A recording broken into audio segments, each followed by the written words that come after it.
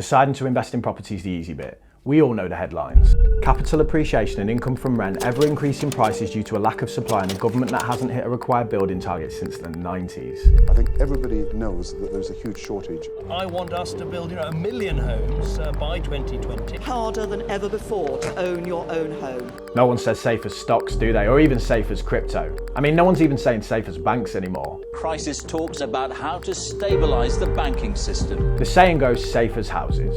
But like I said, you already knew that. But what do you do next?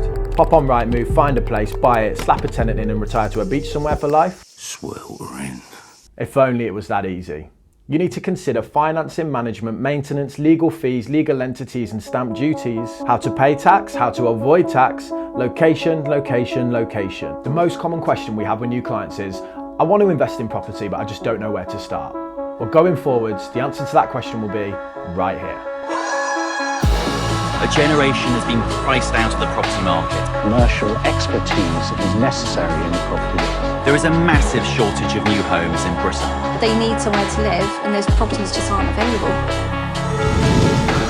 In this video, we will give you an overview of the types of things that we ask our clients to consider before purchasing a property.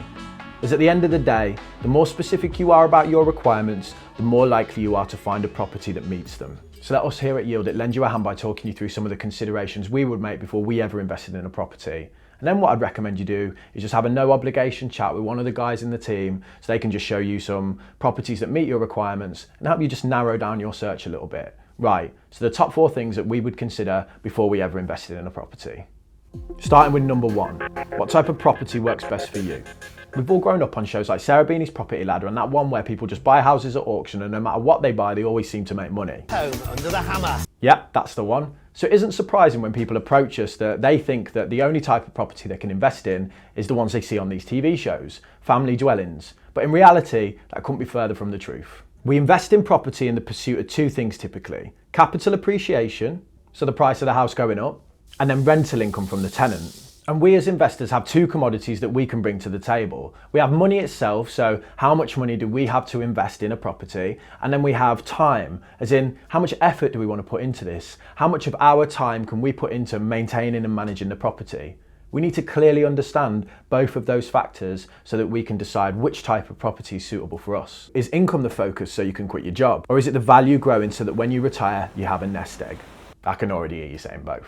But in reality, different properties provide different benefits to their investors. The issue is, not all estate agents sell every single type of property. So you can approach an estate agent and you might get a square peg round hole kind of situation, where companies try and get your requirements to fit what they have on the shelves. But instead, if you can walk in and go, I want this because of this, you're just going to save yourself a whole load of time. So let me give you some examples. Starting with traditional buy-to-let. This is your run-of-the-mill freehold home. Anything from a 2-up, 2-down terrace to a 4 to 5 bed detached family house. This type of investment can be summed up by good potential for capital appreciation and a good rental yield, basically straight down the middle. On a month-by-month basis, the outgoings are typically lower on these types of investments, but the maintenance requirements fall on the landlord. So if the roof needs replacing, that's on you. Hey Ryan. Hey Billy. Another thing to consider is these types of properties can be prone to voids dependent on the area that you buy in.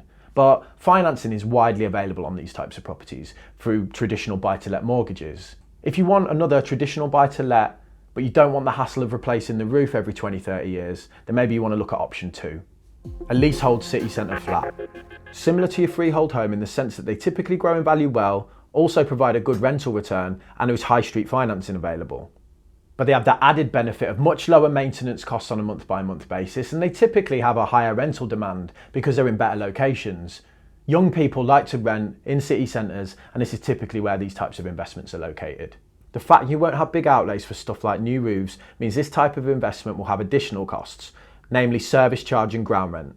There are also leaseholds over freeholds. But don't let that put you off, just ask the consultant at Yield It what the current lease term is. They range from anything from 999 years all the way down to 80 years. So those are the traditional buy-to-lets. Most would consider the next set of properties we're going to cover a little bit less traditional, and for that reason, they won't qualify for your high street financing like your buy-to-let mortgage. The first being student property.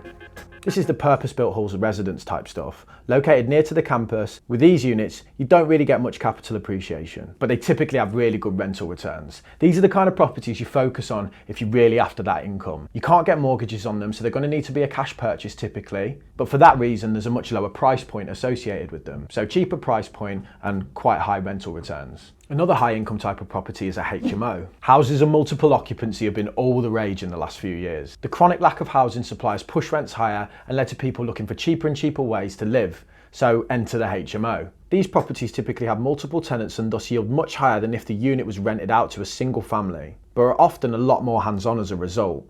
So I'd be looking for a management company with experience in managing HMOs for this reason. The main thing here is the licensing requirements. They are strict and can be very confusing. Make sure you're checking on the status of the license attached to the HMO that you're buying and that the process is underway for it to transfer from the existing owner to yourself. Here at Yield It, we'll help you through that whole process just to make sure it runs nice and smoothly. Then we have Offplan.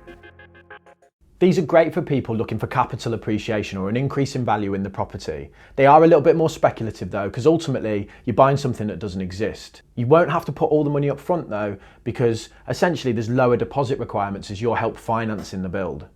This can be a great way to get into a development before it's constructed, taking advantage of any rise in the value of the property by essentially locking in the future price today.